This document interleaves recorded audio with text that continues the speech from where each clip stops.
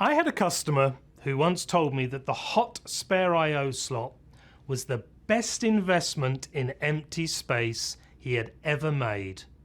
Well, why? This was a major petrochemical facility with revenue made in millions of pounds. It was 3 o'clock in the morning. The team on site were concerned that there was a fault light on the safety system, and they were afraid that the system was going to shut them down. Using the diagnostic expert, they determined that it was a system fault, not a field fault. So they called him as they were unsure what to do. Now, because the online module replacement is all managed by the system, he knew how simple it was to resolve the issue.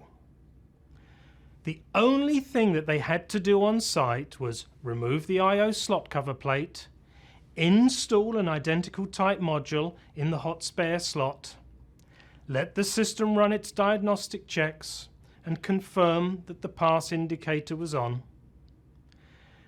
Then once the system had granted control to the replacement I/O module and that it was active, they could then remove the faulty module and fit the I/O slot cover plate back.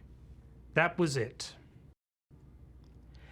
This highly effective means of modular insertion and replacement is transparent to the operation of the system, and the ease of replacement mitigates the risk of any systematic or human-induced failure, as defined by the safety standards such as IEC 61508. The switchover was automatic and bumpless. There was no need for any special programming. There was no need to lock any system variables. There was no need to disturb any field wiring. Regardless of the safety instrumented system that you have in your plant, you shouldn't continuously run with known faults. It's good industry practice to replace a faulted component within the industry accepted mean time to repair.